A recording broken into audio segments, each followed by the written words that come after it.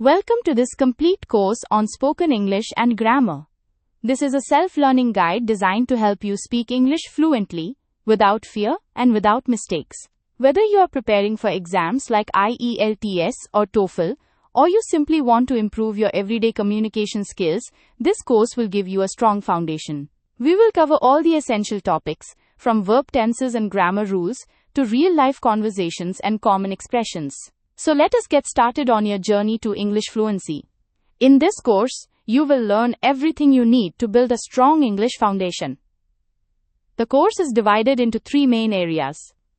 First, verb tenses, where we cover all 12 tenses with hundreds of practice examples. Second, grammar rules, including articles, prepositions, adjectives, modal verbs, and much more.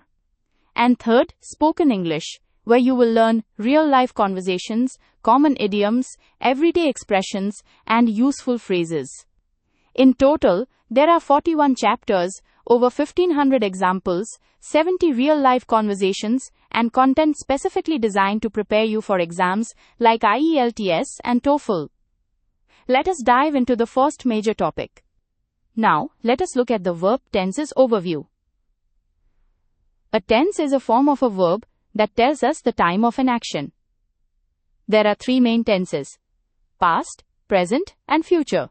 Each of these is further divided into four types based on whether the action is simple, continuous, perfect, or perfect continuous. That gives us 12 tenses in total. For example, in the present simple we say, I eat an apple every day. In the present continuous we say, I'm eating right now. In the present perfect, we say, I have eaten an apple. And in the present perfect continuous we say, I have been eating for 2 hours. The same pattern applies to past and future tenses.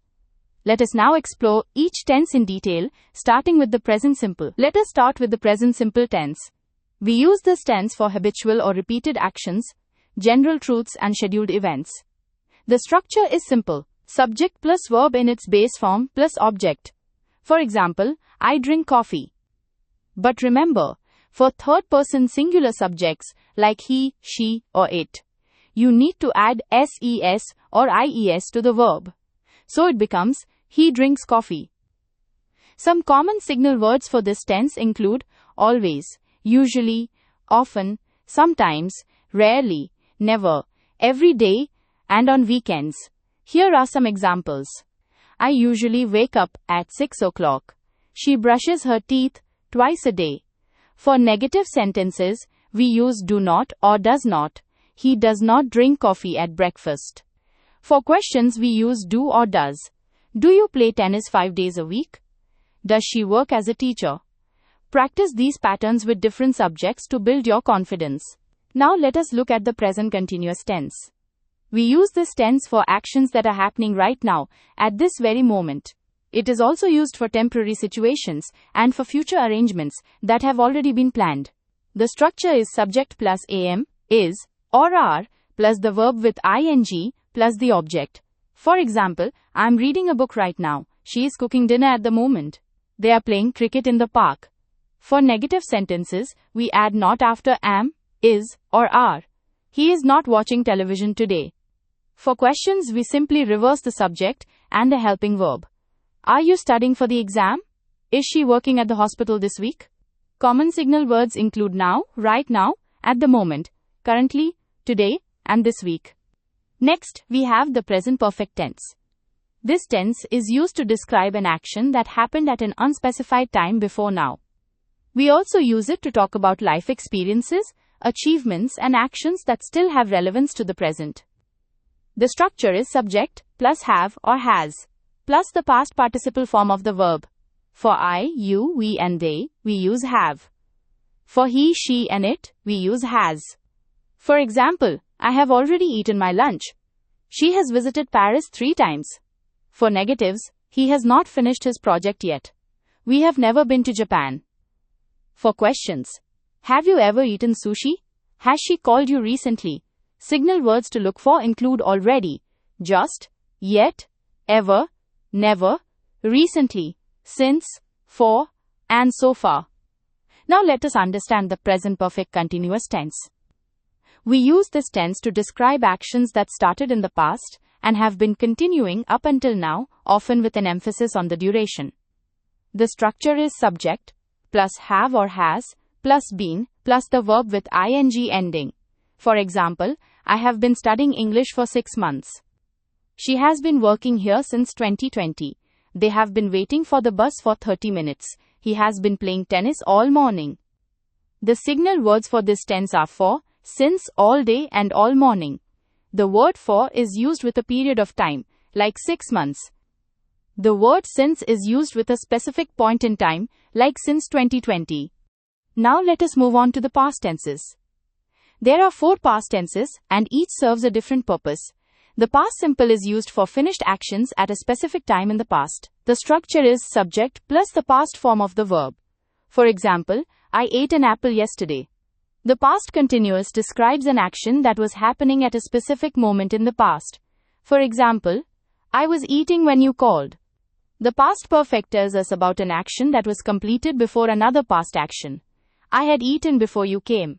And the past perfect continuous describes an ongoing past action that continued up until another past event. I had been eating for 2 hours when you came. Pay attention to the signal words. The past simple uses words like yesterday, last week, and ago. The past continuous uses when and while. The past perfect uses before, by the time, and already. Now let us explore the future tenses. Like the past, there are 4 future tenses. The future simple is used for actions at a specific future time. The structure is subject plus will plus the base form of the verb. I will eat an apple tomorrow. The future continuous describes an action that will be happening at a specific future moment. I will be eating when you arrive tonight. The future perfect tells us about an action that will be completed before a future event. I will have eaten before you arrive. And the future perfect continuous describes an ongoing action that will continue until a future point. I will have been eating for 2 hours when you arrive.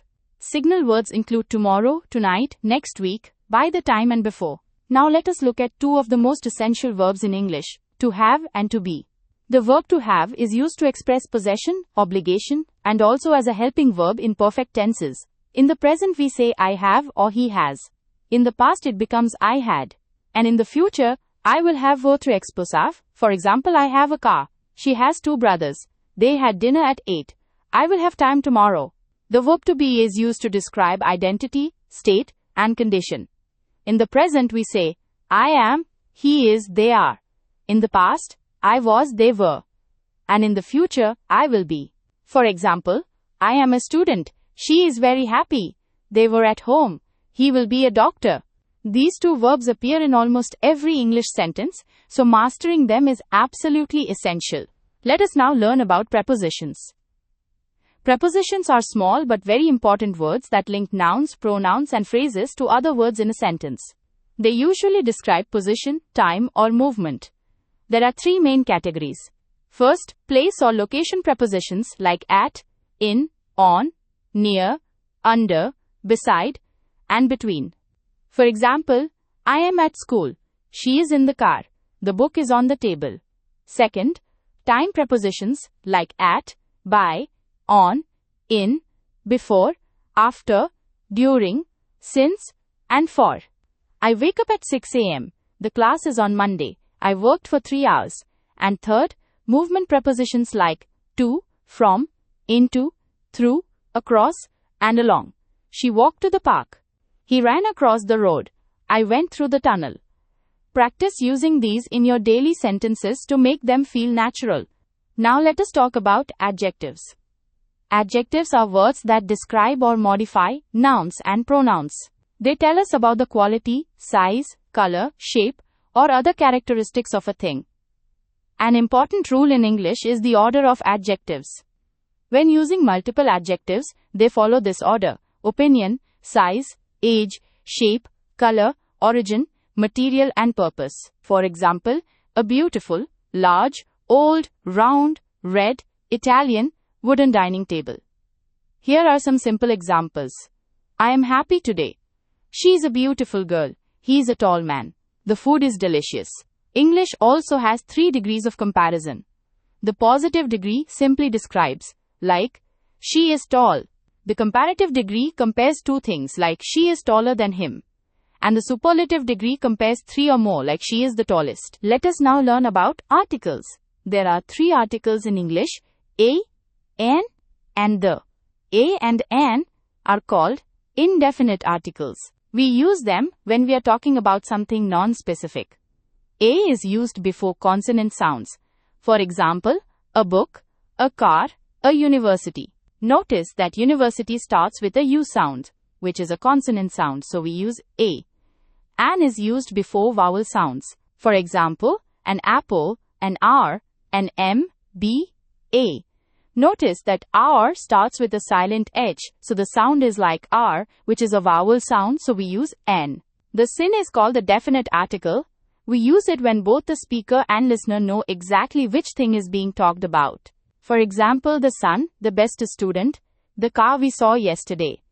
The most important rule to remember is that articles depend on the sound of the word, not the spelling. Always think about how the word sounds when spoken. Now let us explore modal verbs. Modal verbs are special verbs that give additional meaning to the main verb. They express functions like ability, permission, obligation, advice, and possibility. Here are the key modals. Can is used for ability and informal permission. I can swim well. Can I use your phone? Could is the past of can and is also used for polite requests. Could you help me please? May is used for formal permission and possibility. May I come in? Might expresses a less certain possibility. It might rain today.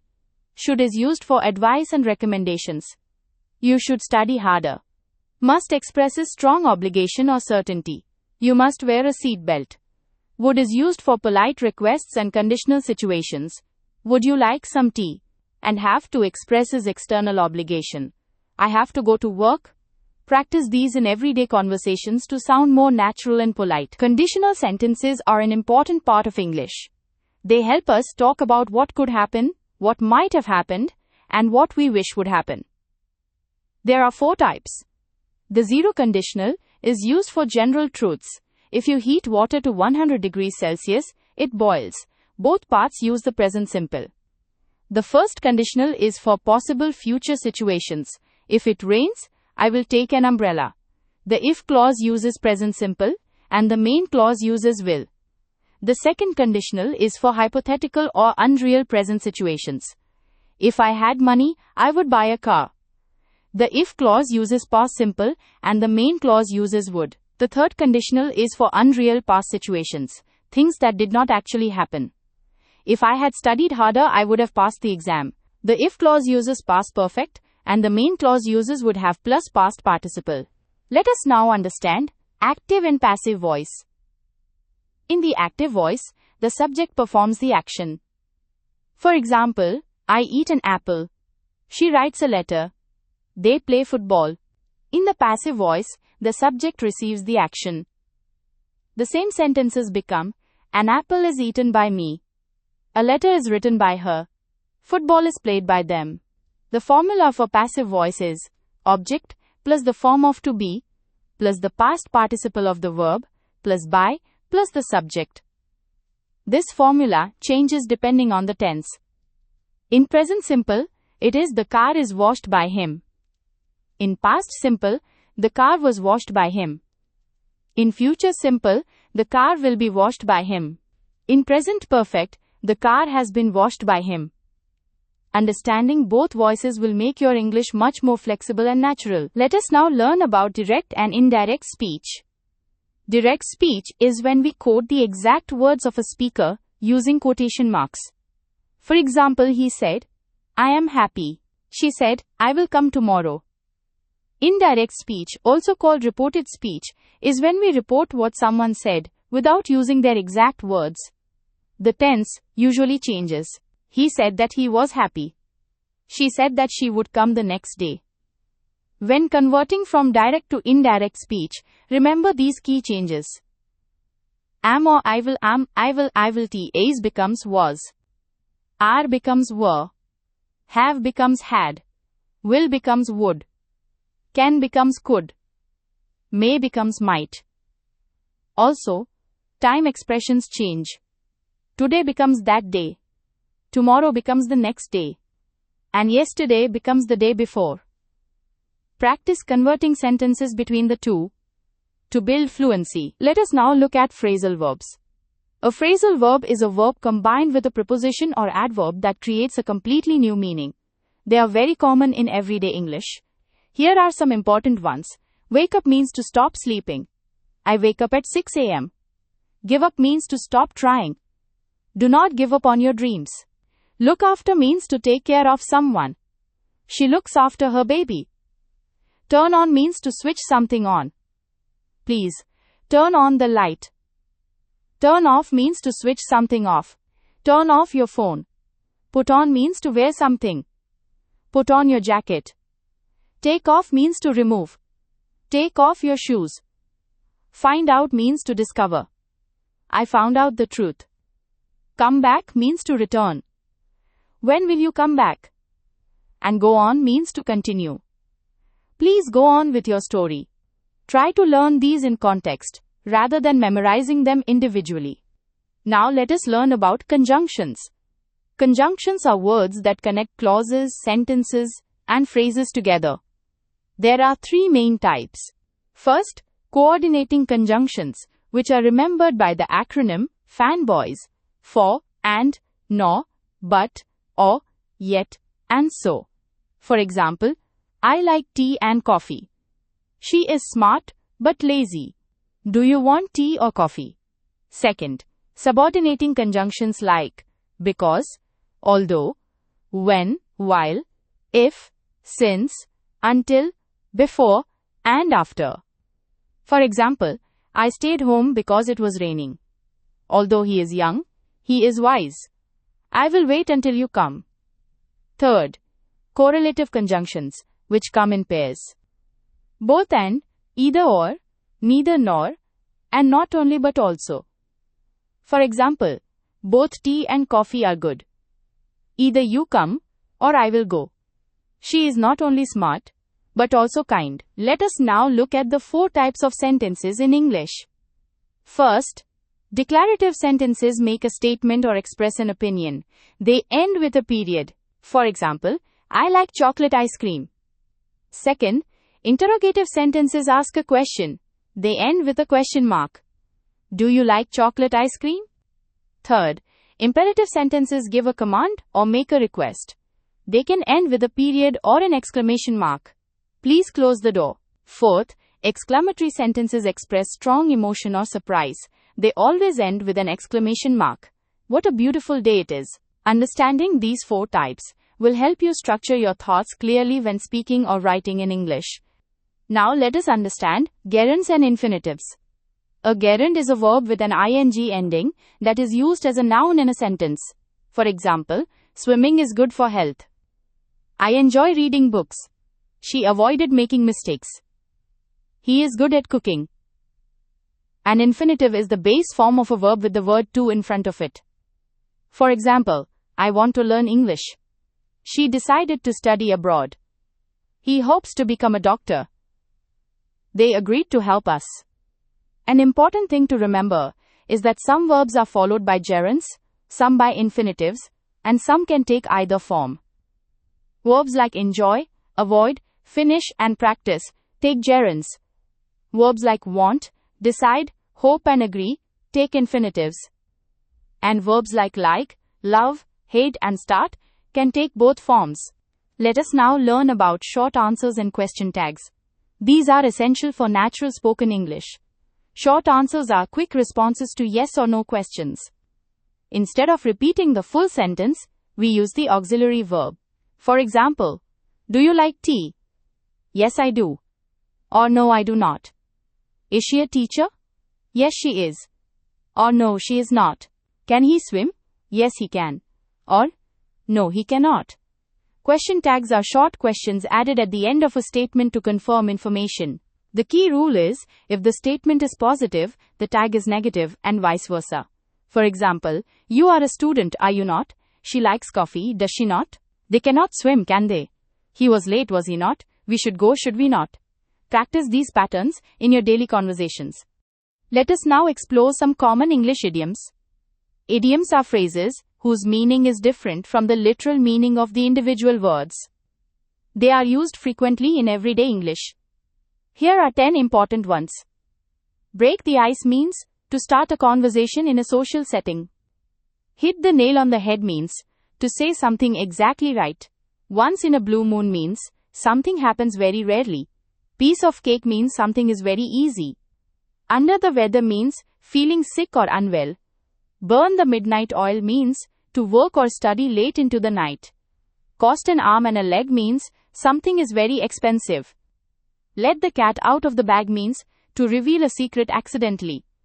Bite the bullet means to face a difficult situation bravely. And kill two birds with one stone means to achieve two things at the same time. Learning idioms will make your English sound much more natural and fluent. Let us now look at some commonly used expressions and phrases that will make your everyday conversations more natural. Am used to means you are accustomed to something. I am used to waking up early. Am busy means you are currently occupied.